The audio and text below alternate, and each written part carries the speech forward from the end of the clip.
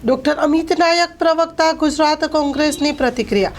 આઝાદીની લડાઈમાં અંગ્રેજોના બાતમીદાર બનેલા અને અંગ્રેજોના ઇનામ અને પેન્શન પર નિર્ભર ભાજપના વડવાઓના કલંકિત ઇતિહાસને ભૂલાવવા નગરપાલિકાના વોર્ડના નામો દેશની વિભૂતિઓના નામકરણ કરવાનો નિર્ણય એક સસ્તી રાજકીય લોકપ્રિયતાથી વિશેષ નહીં। Story report by VS Rimadi. નમસ્કાર, ડોક્ટર અમિત નાયક, પ્રવક્તા ગુજરાત પ્રદેશ કોંગ્રેસ સમિતિ। કેટલાક મીડિયા સમાચાર માધ્યમોથી મને જાણવા મળ્યું છે કે ભારતીય જનતા પાર્ટી હવે તેના સંગઠનમાં મહાનગરપાલિકાના જે વોર્ડ છે એ વોર્ડને જે દેશભક્તિ સાથે જોડાયેલા જે વડવાઓ છે તેમના નામથી ઓળખશે।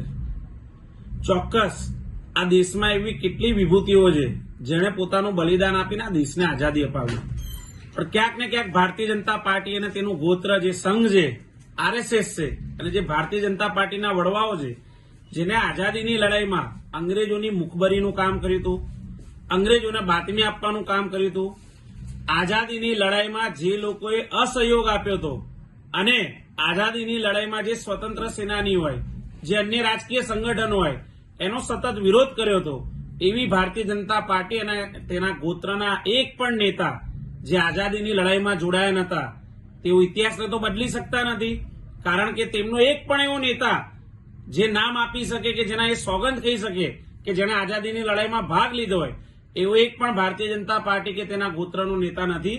એટલે ઇતિહાસને બદલી ના શકતા લોકો આજે કદાચ ઇતિહાસને ભૂલવા માટે આવા ગતકડા લાવી રહ્યા છે। જો ખરેખર તેમણે આ દેશ માટે બલિદાન આપનારા વિભૂતિઓનું નામ મોટું કરવું હોય તો તમે એવો ઠરાવ કરી દો। ગુજરાતની તમામ મહાનગરપાલિકામાં ભારતીય જનતા પાર્ટીનું શાસન છે, આપ ઠરાવ કરી દો અને મહાનગરપાલિકામાં જે આ વોર્ડ નંબર છે એ વોર્ડ નંબરના બદલે તેઓ જે આઝાદીની લડાઈમાં જોડાયેલા જે વડવા છે તે લોકોનો સર્ક્યુલર બહાર પાડીને તેમને સન્માન આપે અને વોર્ડના નામ તેમના નામ પરથી રાખે। અમે કોંગ્રેસ તરીકે અમે એ વાતનો સ્વીકાર કરીશું, અમે પણ સહકાર આપીશું, પણ માત્ર ને માત્ર રાજકારણ કરવાના નામે અને પોતાનો જે કલંકિત ઇતિહાસ છે એને સંતાડવા માટે ભારતીય જનતા પાર્ટી જે આ પ્રકારના દાવો કરી રહ્યું છે તે વાહિયાત છે અને ધડ માથા વગરના છે। નમસ્કાર, ડોક્ટર અમિત નાયક, પ્રવક્તા ગુજરાત પ્રદેશ કોંગ્રેસ સમિતિ।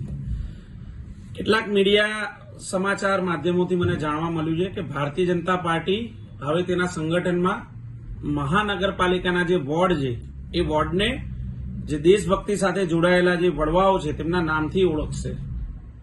ચોક્કસ આ દેશમાં એવી કેટલી વિભૂતિઓ છે જેણે પોતાનું બલિદાન આપીને આ દેશને આઝાદી અપાવી, પણ ક્યાંક ને ક્યાંક ભારતીય જનતા પાર્ટી અને તેનું ગોત્ર જે સંઘ છે, આરએસએસ છે, અને જે ભારતીય જનતા પાર્ટીના વડવાઓ છે જેને આઝાદીની લડાઈમાં અંગ્રેજોની મુખબરીનું કામ કર્યું હતું, અંગ્રેજોને બાતમી આપવાનું કામ કર્યું હતું, આઝાદીની લડાઈમાં જે લોકોએ અસહયોગ આપ્યો હતો અને આઝાદીની લડાઈમાં જે સ્વતંત્ર સેનાની હોય, જે અન્ય રાજકીય સંગઠનો હોય એનો સતત વિરોધ કર્યો હતો, એવી ભારતીય જનતા પાર્ટી અને તેના ગોત્રના એક પણ નેતા જે આઝાદીની લડાઈમાં જોડાયા નહોતા તેઓ ઇતિહાસને તો બદલી શકતા નથી, કારણ કે તેમનો એક પણ એવો નેતા જે નામ આપી શકે કે જેના એ સોગંદ કહી શકે કે જેને આઝાદીની લડાઈમાં ભાગ લીધો હોય એવો એક પણ ભારતીય જનતા પાર્ટી કે તેના ગોત્રનો નેતા નથી।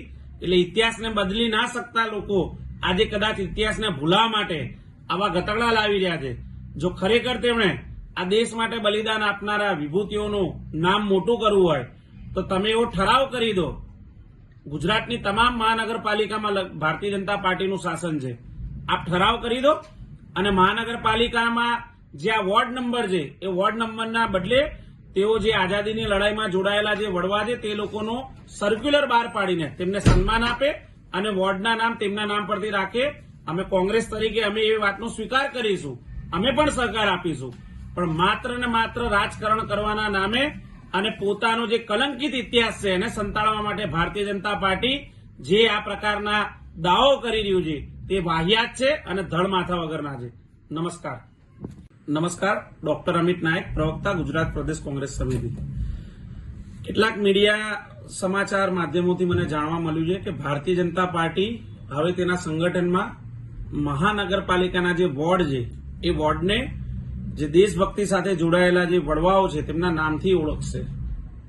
ચોક્કસ આ દેશમાં એવી કેટલી વિભૂતિઓ છે જેણે પોતાનું બલિદાન આપીને આ દેશને આઝાદી અપાવી, પણ ક્યાંક ને ક્યાંક ભારતીય જનતા પાર્ટી અને તેનું ગોત્ર જે સંઘ છે, આરએસએસ છે અને જે ભારતીય જનતા પાર્ટીના વડવાઓ છે, જેને આઝાદીની લડાઈમાં અંગ્રેજોની મુખબરીનું કામ કર્યું હતું, અંગ્રેજોને બાતમી આપવાનું કામ કર્યું હતું, આઝાદીની લડાઈમાં જે લોકોએ અસહયોગ આપ્યો હતો અને આઝાદીની લડાઈમાં જે સ્વતંત્ર સેનાની હોય, જે અન્ય રાજકીય સંગઠનો હોય, એનો સતત વિરોધ કર્યો હતો, એવી ભારતીય જનતા પાર્ટી અને તેના ગોત્રના એક પણ નેતા જે આઝાદીની લડાઈમાં જોડાયા નતા, તેઓ ઇતિહાસને તો બદલી શકતા નથી. કારણ કે તેમનો એક પણ એવો નેતા જે નામ આપી શકે કે જેના એ સોગંદ કહી શકે કે જેણે આઝાદીની લડાઈમાં ભાગ લીધો હોય, એવો એક પણ ભારતીય જનતા પાર્ટી કે તેના ગોત્રનો નેતા નથી. એટલે ઇતિહાસને બદલી ના શકતા લોકો આજે કદાચ ઇતિહાસને ભૂલાવા માટે આવા ગતકડા લાવી રહ્યા છે. જો ખરેખર તેમણે આ દેશ માટે બલિદાન આપનારા વિભૂતિઓનું નામ મોટું કરવું હોય તો તમે એવો ઠરાવ કરી દો. ગુજરાતની તમામ મહાનગરપાલિકામાં ભારતીય જનતા પાર્ટીનું શાસન છે.